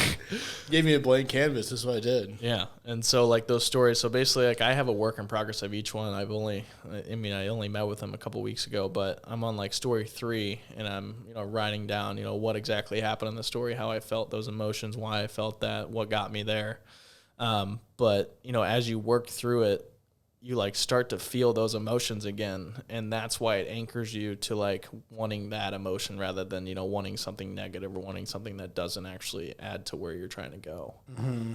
And I like this exercise, so I like to do little things like that. That's powerful shit. Mm-hmm. So you call this an exercise? Would you keep doing this? Like you said, 90 days. Would you keep doing this every 90 days? Would you reset, or like what would you say? So like over the course of 90 days, so like I'm trying to get through, I guess it's been 20 days so far. So I'm going to try to get all my stories done here in the next week is what I have set for myself. So do 4 and 5 in the next week. He like wanted me to split it up. So like I'm really like honing in on it. So, I mean, it takes the time, but it really makes you sit down and like think of what you feel. And so he wants me to get up to 10. 10 life stories? Yeah, 10 life stories. And I was like, I don't even know if I have that many. But no way. But it's fun kind of thinking back to those moments, because like golf is, as you know, is like one of the things that I'll always do for the rest of my life, and it's like what I hold true to my heart. Yeah. And I've met so many different people when I play golf, and it's doing these reminds me of like the moments where I'm not like on top of the world, but it reminds me of the moments of emotions that I want to feel in different instances of the things I'm doing now. Good. So if anyone's listening that wants to try this, and like for me, I'd like to try this. So however he explained it to you, and like, I mean, we're not on a time crunch, but like just say like, give us like the 2-minute rundown, 5-minute rundown of how you would do this. And what would you call it? Life? Would you call it like anchoring? Anchoring stories. Anchoring stories, okay. Yeah. So how would you explain this to someone just telling them to go and do it? So 2-minute synopsis of this, I would tell you, basically think of 5 stories. Start out with 5. You can work all your way up however many you want. And this could be anything, just powerful points in your life. Yeah. Or no, I don't want to say powerful points in your life that brought powerful emotions. And the way that he explained it to me, he goes, think of any story that puts that ugly ass grin on your face, is what he told me. Yes, I love that. And I was like, okay, I like that. I got a few of those. But when I'm writing these, I find myself, I'm grinning, and I'm like, I'm like, he knows me. Yeah. And I met this dude in a golf tournament. No way. Yeah. Funny how that shit works. Yeah. I met him in August. But back to the synopsis, right? I don't want to sidetrack from there. So you write down your 5 stories. I just wrote, so like how I started it was I wrote down story number 1, 2, 3 through 5, and I didn't have anything there. Mm-hmm. And then below that I put grounding, anchoring feelings. And so like write down emotions that you feel when you like are happy, like what makes you smile. Just from those stories, all the emotions that come out. Before you even write the stories. Okay. Like just like write down, emotions that you get from like things that make you happy. Mm-hmm. And then write down, actions that you do that makes you happy, or actions that you do that, provide you with, and you can start to think of experiences obviously along the way.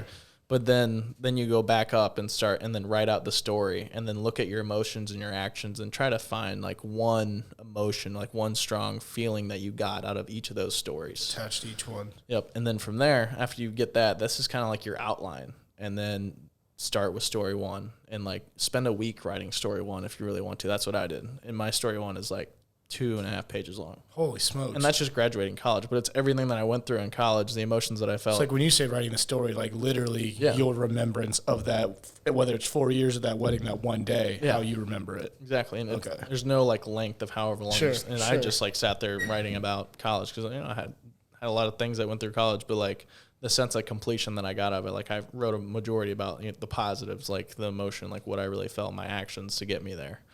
and, spend a week writing. I would say spend a week writing your first story. And then from there, however long it takes you to write the other ones, write those out. Try to get that done within a month.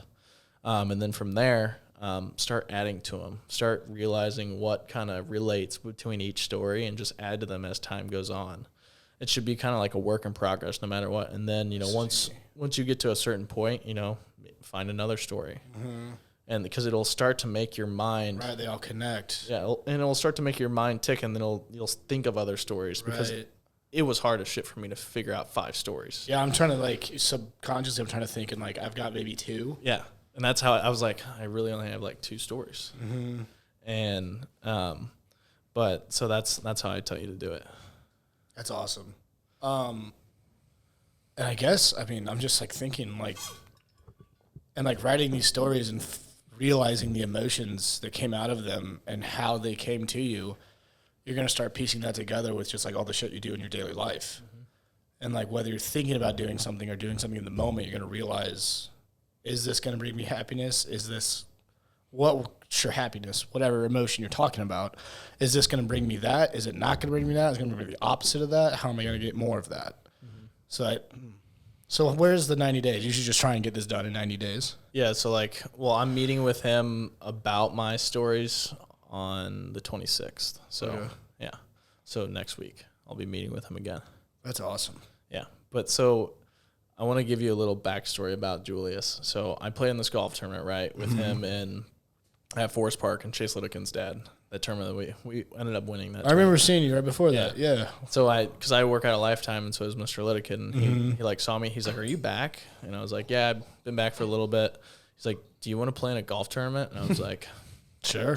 Why not? I'll come play in a golf tournament. I haven't swung a club in 8 months, but we'll see how it goes. It's golf, baby. You're not going to turn that down. Yeah, but that's the thing. If I don't play golf for a long time, I'm okay. Mm-hmm. But if I play golf consistently and then I don't play for a week, I'm dog shit. Really? Yeah, it's weird. We won't get into that yet. But so I meet this guy named Julius, and he's a decent golfer. But I felt like when I got back, even though I felt stuck when I'm on a golf course, literally I could care less about anything other than where I'm at on the golf course. That's one of the things that I can just clear my mind and just be happy that I'm there. Hell yeah. And when I was meeting with him, he told me, he was like, what happened between the first tournament that we played in together and the second? Because you seemed completely different the second tournament you played in. And that was 3 months later in October, or 2 months later in October. He's like, and that was basically a couple weeks after I got turned down from those 2 jobs.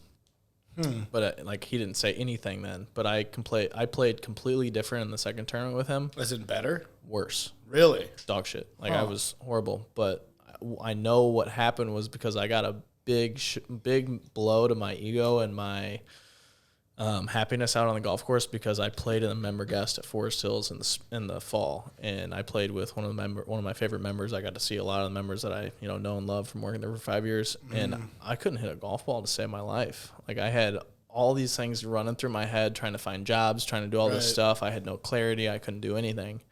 And then he's like, "Why do you think that was?" And I told him that. He was like, "I could just see it on your face. You were nothing like yourself that you were in that first tournament." Huh. And he's like, and that's when he made the grinning comment. He's like, "You had no grin, you had no really? Smile." Yeah. And when he said that to me, I was like, "Geez," that. I didn't even dawn on me that I really acted different. I just thought I played shitty. Mm-hmm. But he could see it, and that just kind of showed me how he's a very observational guy. He's a really, really cool guy, great mentor. He actually got mentored by the one of the founders of Worldwide Technology, Dave Stewart. But hearing him say that to me, I was like, that's where I was stuck, and I was going through all that shit, but on the outside, I was still letting it affect me. And I was letting it affect my mental. And I think once I finally got through, because I was in October, and it wasn't even I got November and December. I'm still reading that book, but that was before I got all the way through my book, and really, I was at the. I mean, obviously, when you get turned down from 2 jobs, it's not something to take lightly. It's not you're gonna be like, huh. Cool. That's nothing. I was dead set that I was going to get at least one of those jobs, and I didn't get them. And it's okay to be beat up about that. Yeah, it's normal. And so I was beat up about that, because I'm almost positive that was the week or 2 after I'd got back from the wedding, or got back from getting that email prior to the wedding, and then go to the wedding, and then coming back to the tournament. Yeah, and he could see that though. He could see it on my face. It's crazy how your emotions and like you don't even think about you not smiling or something, how much it affects your literal physical. Yeah. Call it play, whatever, your physical, your body language, how you carry yourself, whatever. And it's real. It's true. Yeah. God damn, man. Yeah. That's powerful shit. We're at an hour and a half. I got nothing else for you. Want to talk golf? Yeah, I'd love golf. Why do you, I'll give you my reason, selfishly. I didn't get into golf. I think I played my first round of golf ever, like maybe senior year of high school, and I didn't know what I was doing. Still don't. But I just went to like have fun with my friends. And now I'm like, I bought a shitty set of clubs for my buddy Noah, and then I got a new set over the holidays. And I'm not saying I'm taking it seriously, but I'm like spending more time. I'm being more, I don't know what word I'm looking for. I'm caring more about it. And I like it, and same thing with hunting, is because it's like, and the same thing with like football or sports, like all of it's a game of inches. And like if you're off on that first step, that first stroke, when you pull the trigger, like if you're off by an inch, you're off by a mile. And like I love personally like the accuracy and like the precision behind all of it. Like I'm obsessed with it. Like I want to be able. Anyone that golfs, like like if you're 160 out with a 7-iron and you flick that fucker 4 yards within the green, like that's the epitome of like anything. You only hit a 7-iron 160? Relax. But like for me, it's like chasing that bullseye, that like absolute precision, just like always knowing, like chasing getting better, like it's in the most grand sense.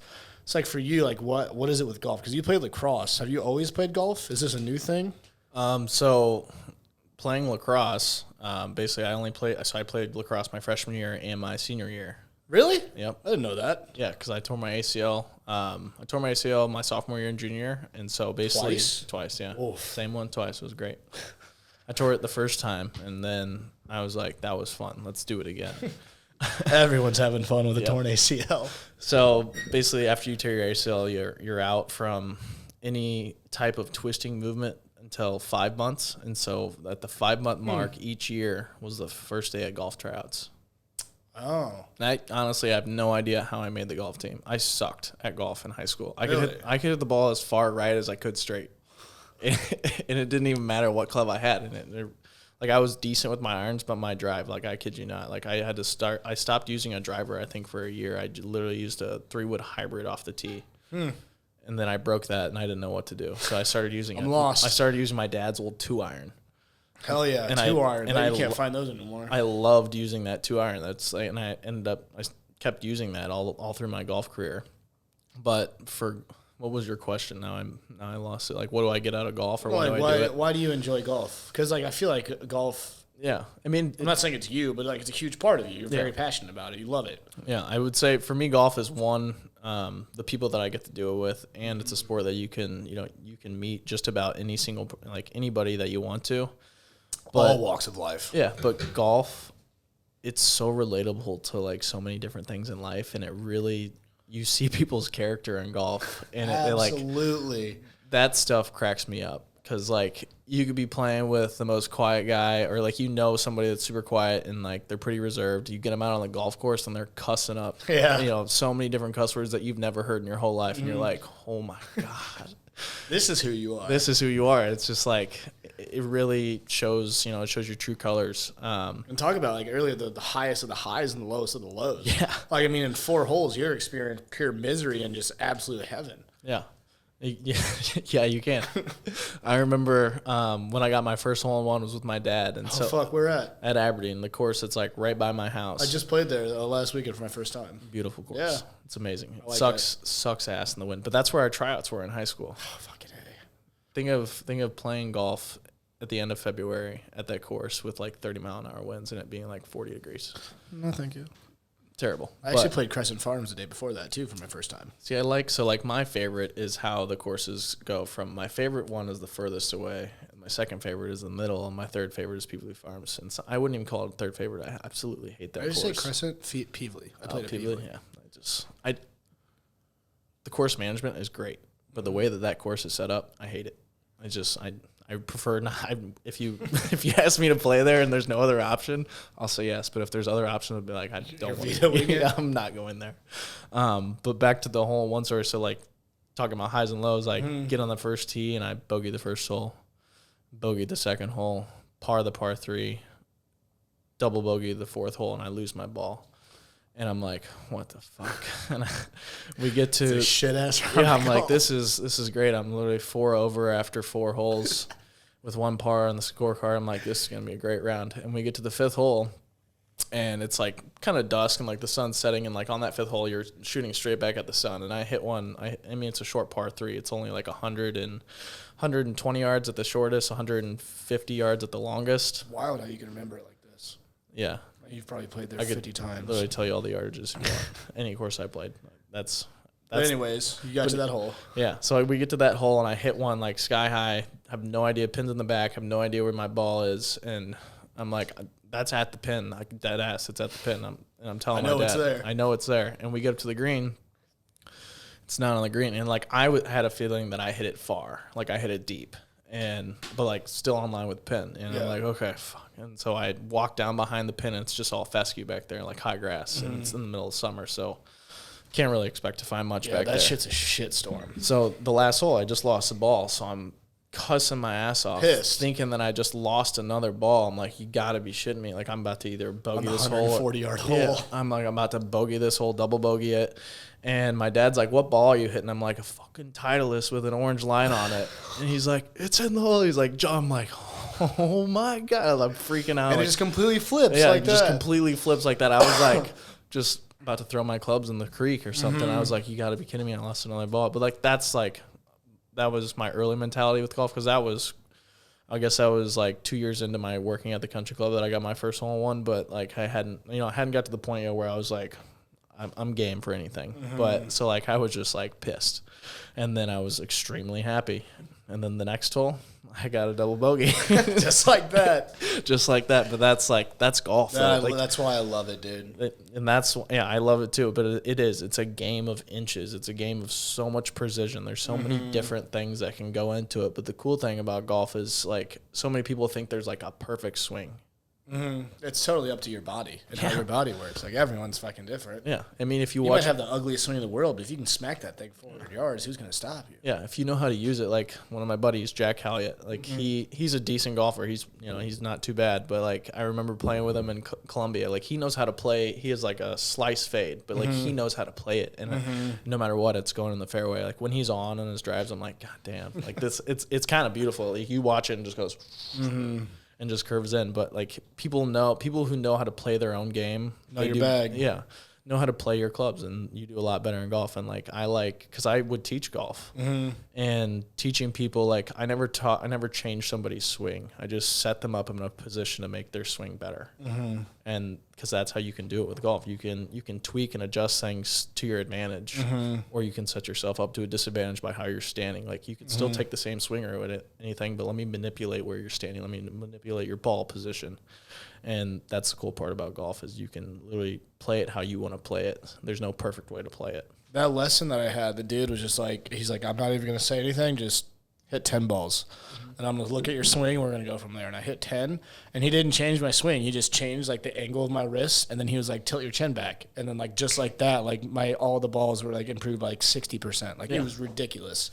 And he didn't change anything. Yeah, he didn't change anything, like, drastic. He was just like, you're here, go here. And he's like, you're looking here, look here. And, like, just like that, like, all 7 irons just they're not all going straight. They're going pretty straight. But more often than not, they're going straight. And I was like, damn, that's like I thought I was just had the worst swing in the world. He's like, no, you just don't know how to stand. Why are you not looking at the ball? I don't know. I'm looking at where it's going, baby. Yep. I love it, though. And, like, I'm so excited. Like, people are like, it's expensive. And it is expensive. Like, how I look at it is, like last fall, our fantasy football league, we started the tradition last year.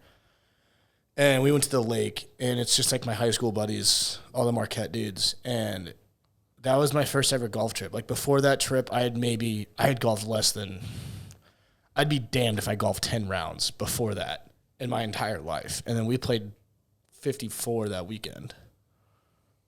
I think we played 54, maybe 48. I don't remember. Or 47? 47. I don't remember. Whatever. Doesn't matter. 36 plus 9. Yeah. And 45. Math. That trip, like going like to your emotional like stories, like it doesn't matter. Like that trip could have been $40,000 and I would not trade it for the world. Mm-hmm. And like that's how I look at it. Like when people are like, oh, it's like $40 to play 18. It's like, okay, one, I'm going to be in the sun. Two, it's $40 for like close to 5 hours of just pure fun. And three, I'm probably going to be out there with some of my best buddies. Like I will spend $40 to do that any day of the week. Yeah. And people are like, oh, I could never do it's so expensive. Like, okay, then don't go every weekend. Like go once a month and still just have the time of your life out there. It doesn't I'm not good. And like my friends are light years better than me. Like I'm pumped if I'm I'm not even close to breaking 100. And like my buddies are like looking to break 80. And like I don't care. Like I'm not comparing myself to them. I'm like if I get 3 pars today, like I'm on top of the world. Yeah. And like that for me is all the fun I could ask for. Golf is you against you. Yeah, exactly. Bring it all full circle. But I fuck with it, and I'm glad I'm getting into it. And I think everyone should at least try it. Yeah. Like, sure, it's expensive, dude. Just go on Craigslist, buy a full set for like $40. Yeah, finding golf clubs is like it's one thing, but like I always urge people like if you're gonna go and like invest your time to get the most benefit out of it, like go just at least get fitted for clubs. You don't have to buy them, but just get your specs for them. That way you know at least, like, you're talking, like, lengthwise and stuff like that? Yeah, lengthwise, like, what you really need, if you need it bent at all. Like, there's a bunch of different things. Like you said, minuscule dipper. Like, I find so many people that will just go out and buy a set because they like it and then quit because they play like shit. But I'm like, it's your clubs. Like, that is where it's more of the arrow, not the Indian. Because, like, your clubs are not, like, they're not meant for you. Like, it'd be like... Same thing as a lacrosse stick. Yeah. Be like you taking Shaquille O'Neal's clubs and trying to play with them. Like that's like how I could think of like for me, like he's fucking 7 feet tall. Like just not gonna fly. Yeah, I'm gonna be duffing everything. But like that's really what golf comes down to. And like my roommate Ryan, he's like, I'm at Dick's. I'm gonna buy these clubs. I'm like, no, don't buy them. Don't do that. He's like, why not? You really need to get fit for him. He's like, no, I don't. I'm like, yeah, you do. I'll call a guy. You can go get fit for him. And he's like, text me back 10 minutes later. All right, I'm buying. I'm like, oh, please do not fucking buy these gloves. Keep the receipt for the love of God. Like, do not buy them. And then finally he like listened to me and then he went and got fitted and now he loves golf. Right. Because he actually has a set that like he can play with. Him, right. And he's like, you were so right. If I would have never got fit, I probably would have hated them. And I'm like, and that's what it is because people like, they want something now. Yeah. Like, just take the time. Like instant gratification. I want to buy the set today. Yeah, why wouldn't you want someone who's a professional to tell you exactly what you need rather than you as a novice going, I'm going to go buy this, and I hope it works. This club's all black. I want this one. This one's got a red stripe on it. I'm going to get that one today. Yeah. And maybe some people can do that, and like not everybody needs to get fit, but like I was someone who used to fit people for clubs, like I would fit people for like the exact club that they needed and having them come back and saying like, this is exactly like what I needed. This works for me. Like hearing them say that, I'm like, thank God that they're not saying like, oh, I just bought a club from Craigslist and I fucking hate it. Right? Like just hearing those like horror stories of like, I just spent $1,300 on a brand new set of irons and I can't even hit them. And I'm like, wow, what did you get hit for them? They're like, no. I'm like, do you know your specs? I'm like, no. I'm like, there you go. Well, that's your problem. I love it though. And I can't, my dad was never a golfer. I mean, I think his mom used to golf, but like, my first set was like a set that he won from like a charity event or something, and he never used them. He just gave them to me, and then he gave them away because I never used them. And then I bought like my buddy's old set or whatever, and then now I've got this set. And I'd be interested for you to take a look at them and see how close they are at all, because it's just like, like the beginner set you buy that has like whatever 12 or 14 clubs in it or something like that. Yeah, I mean, beginner sets usually have like. This is just me being a nerd, but beginner sets usually have like 7 clubs in them. But because you're only supposed to have, what is it, max like 15 or 16 in a bag? 15 in a bag, I believe. I think this one came with 14. Damn, you probably have like a 3-wood, a 5-wood, a driver, 4 through. It's sick. Wedge. It's way better than what I was using. I can tell you that. Way better than what I was using. Yeah. I mean, but like getting new clubs is obviously a very excitable purchase, but doing it the right way, you're going to get more out of it. Dude, I've been with my buddies the day they bought new clubs. They're coming from straight buying the clubs, or I'm with them when they order a new club, and they're just a walking erection. They could not be more excited. I mean, golf gets guys turned on. I mean, it doesn't really matter. Bunch of balls and sticks. What else could you ask for? Yeah. All right. Well, shit, man. We're at an hour 45. Call it? Yeah, I'm good. Appreciate you, dog. It was a hell of a time. Yeah. Love you, man. Thanks for coming on. Of course. Love you too, buddy. Woo! Hell yeah. That was good. Good time? Yeah. Sign this table and date it. Anywhere you want. There's someone over here. Yeah, man. Glad you could come.